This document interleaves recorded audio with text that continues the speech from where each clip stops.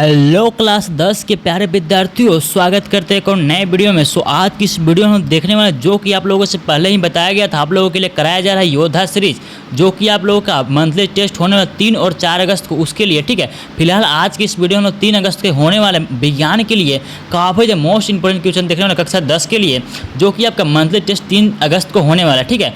तो जैसे कि आप लोगों को पता है कि अब जो है मंथली टेस्ट का जो क्वेश्चन है, ओरिजिनल क्वेश्चन की बात कर रहा हूँ मैं, वो जो है एग्जाम से मात्र 10 से 15 मिनट पहले आता है। तो अब आप पूरा यूट्यूब पे कहीं भी खोज लोगे वो आपको नहीं मिलने वाला है, ठीक है। तो अब आपको क्या करना होगा, आपको तैयारी करना होगा। तो वही तैयारी यहाँ पे कराया जा रहा है, ठीक है। अगर ये सारे क्वेश्चंस को अगर आप करके जाते हो तो आपका एक भी क्वेश्चन बाहर से नहीं पूछा जाएगा, क्योंकि उन्हीं चैप्टर से उठाया गया सारे का सारे क्वेश्चन, सारे का सारा इंपॉर्टेंट क्वेश्चन जो कि आप लोगों का एग्जाम में पूछा जाने वाला है, ठीक है। तो मैं सबसे पहले आपको चैप्टर बता दूं कौन कौन से चैप्टर से पूछा जाना है, ठीक है। तो सबसे पहले आपका आता है केमिस्ट्री, यानी कि रसायन विज्ञान में सबसे पहले तीसरा चैप्टर में आपका पूछा जाएगा, दूसरा चैप्टर है आपका अम्ल क्षार लवण, वही आपका पूछा जाएगा, ठीक है, केमिस्ट्री में, ठीक है, अम्ल क्षार लवण। उसके बाद नेक्स्ट आता है पांचवा चैप्टर, यानी कि बायोलॉजी का पांचवा चैप्टर, जो कि है जैव प्रक्रम, ठीक है। जैव प्रक्रम में कुछ अंतिम के चीज़ है, जैसे कि हो गया उत्सर्जन, अंत में पढ़ना है तो उत्सर्जन से हो सकता है पूछ देगा, ठीक है। और नेक्स्ट आता है आपका फिजिक्स में आपका, यानी कि भौतिक विज्ञान में आपका चैप्टर नंबर 10 पूछा जाएगा, ठीक है, 10 से पूछा जाएगा, जो कि आपका मानव नेत्र तथा रंग बिरंगा संसार। तो इन्हीं तीनों चैप्टर से आपका पूछा जाएगा, ठीक है। और यही तीनों चैप्टर का most important question, JAC board का फेवरेट क्वेश्चन, जो कि आपका बार बार पूछा जाता है, वही सारा क्वेश्चन यहाँ पे कराया जा रहा है, ठीक है। तो आप लोग वीडियो को अंत तक देखना। अगर आपने इस वीडियो पे एक बार क्लिक कर दिया तो, और वीडियो को ज़्यादा से ज़्यादा अपने दोस्तों के पास शेयर भी कर देना। और भी बाकी सवाल कराया जाएगा योद्धा सीरीज के अंतर्गत सारे का सारे question, important question, objective plus subjective दोनों तरह के क्वेश्चन, जो कि आप लोगों के लिए काफ़ी मोस्ट इंपॉर्टेंट क्वेश्चन होने वाला है। और सारा का सारा पीडीएफ जो है योद्धा सीरीज का जितना भी आपका क्वेश्चन कराया जाए, सारा का सारा पीडीएफ आपको फ्री में उपलब्ध कराया जाएगा टेलीग्राम पे, ठीक है। तो आपको टेलीग्राम पे जरूर से जरूर ज्वाइन कर लेना है, उसका लिंक जो है नीचे आपको डिस्क्रिप्शन में दे दिया गया, ठीक है। तो फिलहाल आज की इस वीडियो में विज्ञान के चैप्टर्स को, क्वेश्चंस को शुरू करते हैं। तो यहाँ पर देखो, सबसे पहला प्रश्न बोलता है हमसे, आप लोग वीडियो को लाइक कर देना और चैनल पर नए हो चैनल को जरूर सब्सक्राइब कर देना, ठीक है। तो वीडियो को लाइक और चैनल को जरूर सब्सक्राइब कर देना, सब्सक्राइब करना मत भूलना। सबसे पहला प्रश्न बोलता है आपसे, कोई विलियन लाल लिटमस को नीला कर देता है, इसका पीवट संबंध क्या होगा। तो अगर कोई विलियन लाल को नीला कर, इसका मतलब साफ है को कैसा है, क्षारक प्रकृति का है, कैसा है, क्षार है, ठीक है। तो क्षार क्या करता है, लाल से नीला करता है। तो क्षारक का पीएच मान कितना होता है, 7 से अधिक होता है। तो 7 से अधिक कौन सा है, 10 है, यानी ऑप्शन नंबर डी यहाँ पे बिल्कुल हमारा सही उत्तर हो जाएगा, ठीक है। नेक्स्ट देखो, क्वेश्चन नंबर 2 बोलता है हमसे, कोई विलियन अंडे के पीसे हुए कवच से अभिक्रिया कर एक गैस उत्पन्न करता है, जो चूने के पानी को दूधिया कर देती है। इस विलियन में क्या होगा, इस विलियन में क्या होगा, तो HCl, यानी कि हाइड्रोक्लोरिक अम्ल, इसका बिल्कुल सही उत्तर हो जाएगा, ठीक है। नेक्स्ट क्वेश्चन का देखो, क्वेश्चन नंबर 3 बोलता है हमसे, NaOH का 10 ml, NaOH का कितना ml है, 10 ml है, ठीक है। NaOH क्या है हमारे पास, NaOH एक क्षार है, ठीक है, यानी कि सोडियम हाइड्रोक्साइड। उसके बाद आता है HCl, क्या है, अम्ल है, जो कि 8 ml लिया गया है। विलियन में दोनों को मिलाया गया, फिर क्या बन गया, विलियन में पूर्णतः उदासीन हो जाता है, दोनों क्या हो जाता है, उदासीन हो जाता है। और NaOH के उसी विलियन का 20 ml लिया गया, यानी कि इस NaOH को इस बार हम लोग ले रहे हैं, कितना ले रहे हैं, 20 ml ले रहे हैं इसी NaOH के। तो हमसे पूछा है कि HCl कितना लेना होगा ताकि उदासीन फिर से हो जाए। तो 2 कम था यहाँ पे, और इसको हम लोग दोगुना कर देंगे, तो यहाँ पे 2 कम था, तो यहाँ पे 4 कम, यानी कि कितना हो जाएगा, 20 में से 4 कम, यानी कि 16, डी इसका बिल्कुल सही जवाब हो जाएगा, ठीक है। 4 बोलता है, अपच का उपचार करने के लिए निम्न में से कौन सा औषधि का उपयोग होता है। तो अपच का एंटासाइड का उपयोग होता है, एंटीसाइड बना होता है, देखो एंटासाइड होता है, ठीक है। तो बना होता है एंटी प्लस एसिड से, जिसका कि मतलब होता है प्रति अम्लीय, यानी कि जो अम्ल ना हो, यानी कि क्या हो सकता है, सार हो सकता है। तो उसे हम लोग क्या बोलते हैं, एंटासिड बोलते हैं, जो कि हम लोग एसिडिटी होने पर लेते हैं, है ना। इनो जैसे कि हो गया, है ना। प्लास्टर ऑफ पेरिस किसके द्वारा कठोर होता है, तो जल के साथ संयोजन करके। उसके बाद यहाँ पे देखो, नेक्स्ट आता है क्वेश्चन नंबर 6 बोलता है, इमली में पाया जाने वाला अम्ल टार्टिक अम्ल होता है। नेक्स्ट आपका आता है क्वेश्चन नंबर, मनुष्य में ब्रीक एक तंत्र का भाग है जो संबंधित है। तो ब्रीक हमारा उत्सर्जन से संबंधित है, ठीक है। उसके बाद यहाँ पर देखो, पादप में जाइलम होता है, जाइलम यानी कि ज से जाइलम और ज से जल, तो जल का वहन के लिए उत्तरदायी होता है। उसके बाद यहाँ पर देखो, क्वेश्चन नंबर 9 बोलता है हमसे, स्वपोषी पोषण के लिए आवश्यक है, स्वपोषी पोषण के लिए क्या आवश्यक होता है। तो ये सभी चीज़ें आवश्यक होती है, जैसे क्लोरोफिल हो गया, कार्बन डाइऑक्साइड तथा जल, सूर्य का प्रकाश, इस कैसा है, प्रकाश संश्लेषण कैसा है, स्वपोषी पोषण है। तो इसमें सभी चीज़ों का आवश्यक होता है। पायरुवेट के विखंडन से कार्बन डाइऑक्साइड क्या बन रहा है, कार्बन डाइऑक्साइड बन रहा है, जल तथा ऊर्जा देता है। तो ये क्रिया कहाँ हो रही है, कार्बन डाइऑक्साइड अगर बन रहा है तो हम जैसे कि हम लोग करते हैं नॉर्मल अवस्था में, यानी कि माइटोकॉन्ड्रिया में होता है। ठीक है, ऑप्शन नंबर बी यहाँ पे बिल्कुल सही उत्तर हो जाएगा। आंत में प्रोटीन का पाचन किस एंजाइम द्वारा होता है, आंत में होता है ट्रिप्सिन के द्वारा। ऑप्शन नंबर ए यहाँ पे बिल्कुल सही उत्तर हो जाएगा। ठीक है, नेक्स्ट देखो क्वेश्चन नंबर 12 बोलता है श्वसन की प्रक्रिया के दौरान प्रथम चरण में ग्लूकोज कोशिका द्रव्य में 3 प्रकार की अणुओं में विखंडित होता है, उस अणु का नाम क्या है, तो पायरूवेट इसका बिल्कुल सही उत्तर हो जाएगा। ठीक है, ये चीज़ आप लोग याद रखना, पायरूवेट जो होता है 3 कार्बन वाला अणु होता है। ठीक है, 3 कार्बन वाला अणु होता है पायरूवेट। ये भी आपका क्वेश्चन पूछा जा सकता है। मनुष्य का हृदय कितने कोष्ठकों में बटा होता है, तो 4 कोष्ठक में, 2 अलिन 2 निलय। पादप में फ्लोएम उत्तरदायी है, तो फ्लोएम यानी कि food, first phloem, first food, food मतलब भोजन। ऑप्शन नंबर वहाँ पे बी हो जाएगा। रक्त, मानव रक्त में उपस्थित यूरिया की सामान्य मात्रा क्या है, तो 20 mg हो जाएगा। ठीक है, 20 mg इसका बिल्कुल सही उत्तर हो जाएगा। क्वेश्चन नंबर 16 बोलता है आपसे मैग्नीशियम पाया जाता है, तो क्लोरोफिल में, इसका बिल्कुल सही जवाब हो जाएगा। काफी या फेवरेट क्वेश्चन है, जैक बोर्ड का बार बार पूछते रहता है। प्रकाश संश्लेषण द्वारा किसकी प्राप्ति होती है, तो प्रकाश संश्लेषण द्वारा ग्लूकोज की प्राप्ति होता है। ग्लूकोज का सूत्र क्या होता है, अभी आप लोग याद रखो, C6H12O6 होता है ग्लूकोज का सूत्र। ठीक है, नेक्स्ट देखो क्वेश्चन नंबर 18 बोलता है मत्स्य का मुख्य श्वसन अंग है, मत्स्य यानी कि मछली, मत्स्य मतलब मछली। ठीक है, ये PDF आपको टेलीग्राम पे फ्री में दे दिया जाएगा। ठीक है, आप वहाँ से देख सकते हो PDF को। तो मछली का मुख्य श्वसन अंग क्या है, तो मछली का जो मुख्य श्वसन अंग होता है वो होता है फ्लोम यानी कि क्लोम यानी कि गिल्स। रेजिन एवं गोंद कहाँ संचित होता है, तो ये होता है पुराने जाइलम में होता है। ठीक है, ऐसे क्वेश्चन इंपॉर्टेंट नहीं है, फिर भी देख लो। 20 बोलता है आपसे निम्नलिखित में कौन उत्सर्जी अंग है, उत्सर्जी अंग में से कौन सा है, तो ये सब पाचन वाला चीज़ें हैं, यहाँ पे कोई नहीं भी नहीं होगा। ऑप्शन नंबर ए आगे ब्रेक यहाँ पे बिल्कुल सही उत्तर हो जाएगा। ठीक है, मानव नेत्र में किस प्रकार का लेंस लगा होता है, तो मानव नेत्र में उत्तल लेंस लगा होता है, जो कि कुछ इस तरीके से होता है। ऑप्शन नंबर ए यहाँ पे बिल्कुल सही उत्तर हो जाएगा। आँख के रंगीन भाग को क्या कहते हैं, तो आँख के रंगीन भाग को हम लोग बोलते हैं, आँख के रंगीन भाग को हम लोग बोलते हैं आयरिस बोलते हैं ना। ऑप्शन नंबर बी यहाँ पे बिल्कुल सही उत्तर हो जाएगा। ठीक है, नेक्स्ट आपका था क्वेश्चन नंबर 23 बोलता है आपसे मानव नेत्र जिस भाग पर किसी वस्तु का प्रतिबिंब बनाता है वो कहाँ बनाता है, रेटिना में बनाता है। ऑप्शन नंबर डी यानी कि दृष्टि पटल भी उसको बोला जाता है। सामान्य नेत्र के लिए निकट बिंदु क्या है, तो 25 सेंटीमीटर यहाँ पे बिल्कुल सही उत्तर हो जाएगा। ठीक है, 25 किलोमीटर भी ऑप्शन में है।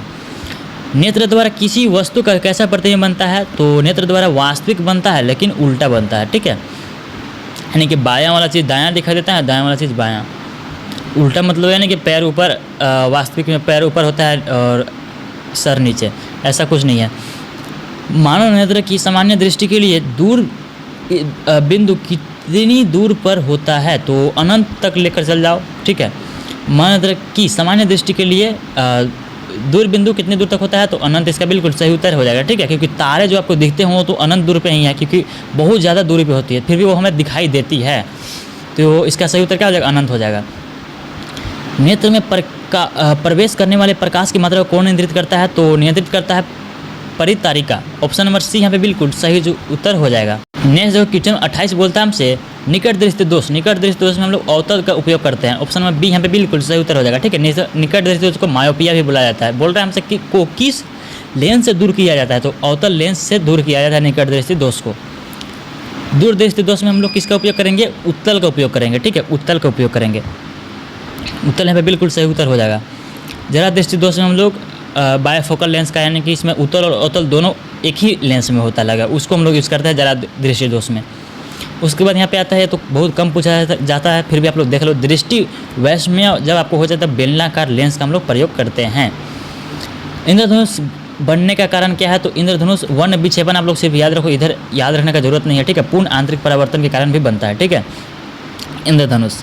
नेक्स्ट देखो क्वेश्चन नंबर 33 बोलता है तारे का टिमटिमाना प्रकाश के किस प्रकार घटना को दर्शाता है, तो तारे का टिमटिमाना प्रकाश के अपवर्तन के घटना को दर्शाता है। हम लोग सब बीटी के यूजर को भी इसी वीडियो में देखने वाले हैं। ठीक है, आगे तो अभी तक वीडियो को लाइक नहीं, वीडियो को जरूर लाइक कर देना और चैनल पर नए हो चैनल को जरूर सब्सक्राइब कर देना। ठीक है, नेक्स्ट देखो 34 बोलता है आकाश का रंग नीला क्यों दिखाई देता है, तो आकाश का रंग नीला प्रकाश के प्रकीर्णन कहाँ पे है, ऑप्शन नंबर सी में। ऑप्शन नंबर सी यहाँ पे बिल्कुल सही उत्तर हो जाएगा। ठीक है, प्रकाश के प्रकीर्णन के कारण ही आकाश का रंग कैसा दिखाई देता है, नीला दिखाई देता है, क्योंकि प्रकाश जो आता है वो ब्लू कलर का, नीला कलर का जो है तरंग दैर्ध्य कम होता है, जिसके कारण वो टूट करके बिखर जाता है, यानी कि उसी को हम लोग क्या बोलते हैं, प्रकाश का प्रकीर्णन बोलते हैं। खतरे का निशान कैसा लाल रंग का प्रयोग करते हैं, क्योंकि लाल जो है दूर से भी हम लोग इसे देख सकते हैं, क्योंकि इसका तरंग दैर्ध्य सबसे ज़्यादा होता है। सारे रंगों के मुकाबले में लाल रंग का तरंग दैर्ध्य सबसे ज़्यादा होता है। इसी कारण इसको हम लोग खतरे के निशानी के रूप में प्रयोग करते हैं लाल रंग का। नेत्र लेंस की फोकस दूरी में परिवर्तन किसके द्वारा किया जाता है? तो परिवर्तन हम लोग करते हैं सिलियरी पेशियों द्वारा होता है, ठीक है, ऑटोमेटिक होता है, हम लोग नहीं करते। तो यही था 36 क्वेश्चन आप लोग का ऑब्जेक्टिव में। अब हम लोग सब्जेक्टिव प्रश्न को देख लेते हैं। तो अब यहाँ से हमारा सब्जेक्टिव प्रश्न चालू होता है। यहाँ पर देखो सबसे पहला प्रश्न बोलता है CaOCl2 यौगिक का प्रचलित नाम क्या है? तो हमारा विरंजन चूर्ण का ही रासायनिक नाम है। नेक्स्ट देखो क्वेश्चन नंबर 2, इसमें बोलता है उस पदार्थ का नाम बताइए जो क्लोरीन से क्रिया करके विरंजन चूर्ण बनाता है। तो हो जाएगा शुष्क बुझा हुआ चूना, ठीक है, क्लोरीन के साथ अभिक्रिया क्या बनाता है? विरंजन चूर्ण बनाया जाता है, ठीक है। तो यहाँ पे अभिक्रिया भी दिया गया है क्लोरीन के साथ बना करके, क्या है, कैल्शियम ऑक्सीक्लोराइड किसका सूत्र होता है? विरंजन चूर्ण का ही सूत्र होता है, क्लोरीन के साथ अभिक्रिया करके बना देता है, ठीक है। उसके बाद यहाँ पे देखो कठोर जल को मृदु करने के लिए किस सोडियम यौगिक का उपयोग किया जाता है? तो यहाँ पे धोने का सोडा का उपयोग किया जाता है, ठीक है, जिसका सूत्र भी यहाँ पे दिया गया सोडियम कार्बोनेट। टमाटर में कौन सा अम्ल? तो ऑक्जेलिक अम्ल होता है। सारे का सारे आप लोग अम्ल याद करेंगे, टमाटर में कौन सा रंग होता है, संतरा में कौन सा रंग होता है, ठीक है, सारे का सारा अम्ल आप लोग याद कर लेना, ठीक है, एक आपका जरूर पूछा जाएगा, ठीक है। और फाइनल एग्जाम में तो ये कंफर्म होता है। 8 आपका दिया गया है बुक में, आप लोग 8 को याद रखो हमेशा, ठीक है। चींटी के डंक यहाँ पे हो जाएगा, ठीक है, डंक में, चींटी के डंक में उपस्थित अम्ल का नाम क्या है? तो मेथनोइक अम्ल होता है। इसे हम लोग एक और नाम से जानते हैं फॉर्मिक अम्ल, ठीक है। 6 बोलता है प्रकाश संश्लेषण की प्रक्रिया में सूर्य प्रकाश एवं क्लोरोफिल की उपस्थिति में कार्बन डाइऑक्साइड एवं जल की अभिक्रिया के पश्चात किस पदार्थ का निर्माण होता है? तो ग्लूकोज, ऑक्सीजन और जल का निर्माण होता है। यही ऑक्सीजन को हम लोग श्वसन के दौरान लेते हैं। पाचन के दौरान अमाशय के माध्यम को अम्लीय बनाने का काम कौन करता है? तो अम्लीय बनाने का काम HCl करता है, हाइड्रोक्लोरिक अम्ल। और जब यही HCl पेट में ज़्यादा हो जाता है तो उसे हम लोग क्या बोलते हैं? एसिडिटी हो जाता है, ठीक है, जिसके हम लोग जिसका उपचार के लिए हम लोग एंटासिड लेते हैं, एंटासिड। यही हम लोगों ने अभी देखा था पीछे, है ना, किस से बना हुआ है? एंटी प्लस एसिड से मिलकर के बना हुआ है एंटासिड। पचे हुए भोजन को अवशोषित करने के लिए छोटी आंत को कैसे अभिकल्पित किया जाता है? तो छोटी आंत आंतरिक सतह पर अनेक अंगुली जैसा विलाई होते हैं जो अवशोषण का सतही क्षेत्रफल बढ़ा देते हैं। उसके बाद नेक्स्ट आता है हमारे शरीर में वसा का पाचन कैसे होता है? यह प्रक्रम कहाँ होता है? तो वसा का पाचन कहाँ पे होता है? छोटी आंत में होता है। वसा का पाचन अग्नाशय द्वारा स्रावित लाइपेज एंजाइम द्वारा होता है। लाइपेज एंजाइम द्वारा किसका पाचन होता है? वसा का, जो कि कहाँ से स्रावित होता है? अग्नाशय से। यह कहाँ प्रक्रिया होता है? छोटी आंत में होता है, ठीक है। इतनी जानकारी आपको इसके बारे में होना चाहिए, वसा के बारे में, है ना। नेक्स्ट देखो क्वेश्चन नंबर 10 बोलता है हमसे, क्वेश्चन नंबर 10 देखो यहाँ पे, ऑक्सीजन युक्त रक्त का प्रवाह किस रक्त वाहिनी में होता है? तो एक ऑक्सीजन युक्त की बात करें तो धमनी में होता है, और बिना ऑक्सीजन युक्त यानी कि कार्बन डाइऑक्साइड युक्त वाला तो होता है सीरा में होता है, ठीक है। दोनों आपको याद रखना है। सीरा में कैसा होता है? बी ऑक्सीजनित रक्त, ठीक है। नेक्स्ट क्वेश्चन है, क्वेश्चन 11 बोलता है प्रकाश संश्लेषण की प्रक्रिया में क्लोरोफिल का क्या कार्य है? तो क्लोरोफिल प्रकाश ऊर्जा को अवशोषित करता है। प्रकाश ऊर्जा को अवशोषित करना किसका काम होता है? क्लोरोफिल का ही काम होता है, ठीक है। नेक्स्ट देखो क्वेश्चन नंबर 12 बोलता है हमसे घास खाने वाले शाकाहारी जंतुओं को लंबी आंत की आवश्यकता क्यों होती है? तो घास खाने वाले शाकाहारी जंतुओं को लंबी आंत की आवश्यकता होती है, क्यों होती है? देखो यहाँ पे घास खाने वाले शाकाहारी जंतुओं को सेलुलोज के पाचन के लिए लंबी आंत की आवश्यकता होती है। और सेलुलोज क्या है?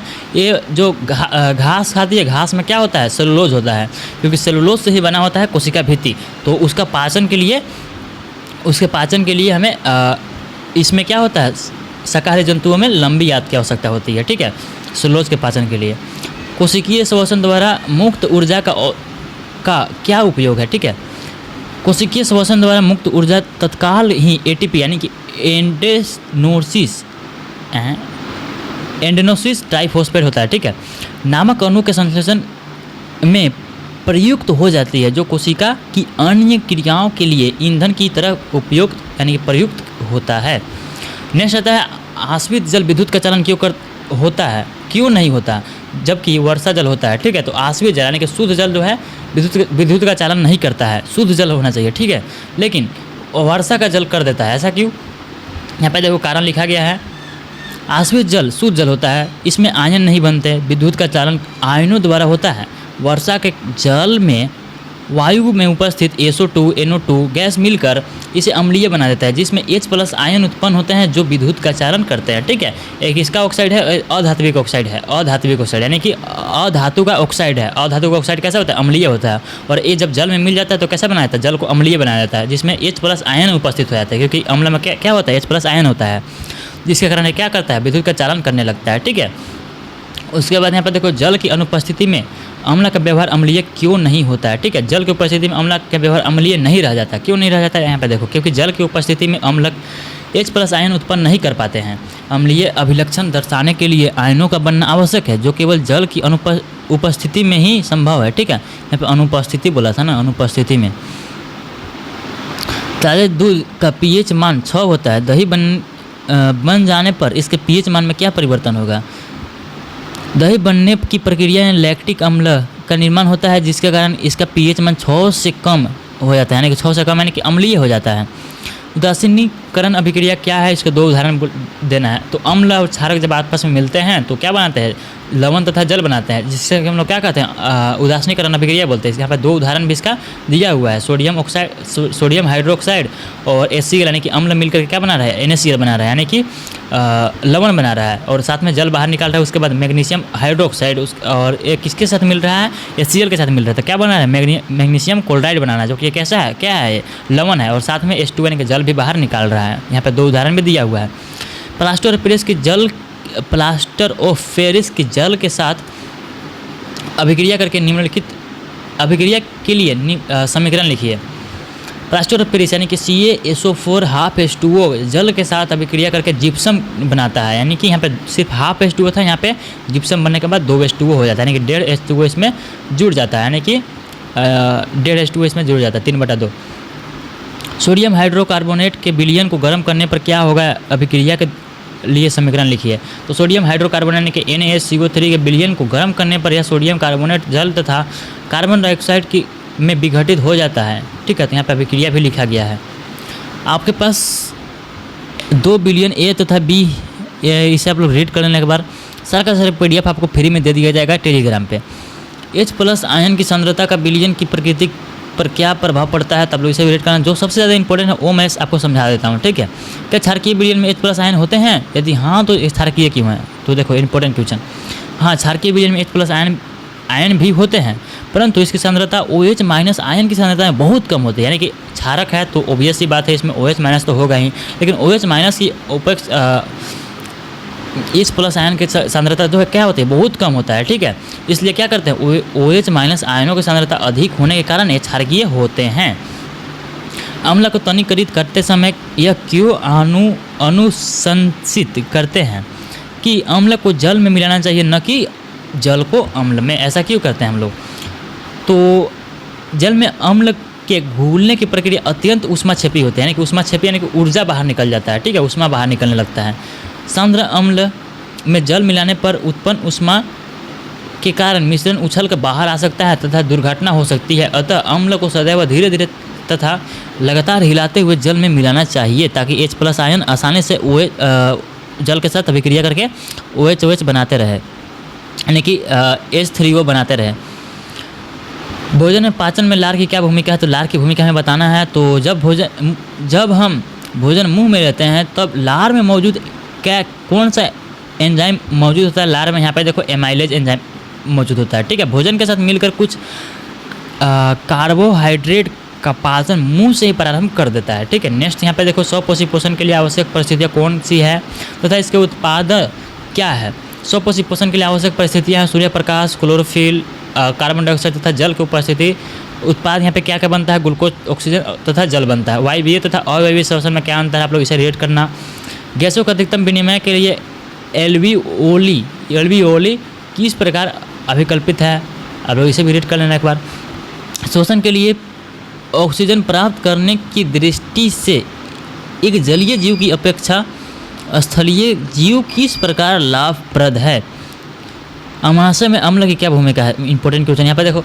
यह निष्क्रिय एंजाइमों को अम्लीय माध्यम प्रदान करता है, जिससे वे सक्रिय हो जाते हैं। दूसरा, यह भोजन में विद्यमान सूक्ष्म जीवों को मार देता है। यह भोजन को नरम कर देता है। ठीक है, क्या? अम्ल। कौन सा अम्ल होता है? HCl होता है, यानी कि हाइड्रोक्लोरिक अम्ल होता है। आप लोग इस चीज़ को भी याद रखना। स्वपोषी एवं विषमपोषी में क्या अंतर है? तो स्वपोषी वे जीव अपना भोजन स्वयं बनाते हैं, उसे हम लोग क्या बोलते हैं? स्वपोषी बोलते हैं। लेकिन विषमपोषी क्या होता है? जैसे कि पौधे। विषमपोषी जो जीव अपने भोजन के लिए दूसरे जीव पर निर्भर रहते हैं, जैसे कि मनुष्य, जानवर। नेक्स्ट आपका आता है क्वेश्चन नंबर 31, नेत्र की समंजन क्षमता से क्या अभिप्राय है? नेत्र लेंस की वह क्षमता जिसके कारण वह अपनी फोकस दूरी को समायोजित कर लेता है, समंजन क्षमता कहते हैं, यानी कि जरूरत पड़ने पर ज़्यादा भी कर लेता है, जरूरत पड़ने पर कम भी कर लेता है। ठीक है, तो इसे हम लोग क्या बोलते हैं? समंजन क्षमता बोलते हैं। निकट दृष्टि दोष किसे कहते हैं? तो इसके कारण तथा उपचार लिखिए। निकट दृष्टि दोष क्यों होता है और उसका उपचार लिखिए। सबसे पहले आपको बताना कि निकट दृष्टि दोष होता क्या है। तो वह दृष्टि दोष जिसमें व्यक्ति निकट की वस्तु को स्पष्ट देख सकता है परंतु दूर की वस्तु को स्पष्ट नहीं देख सकता।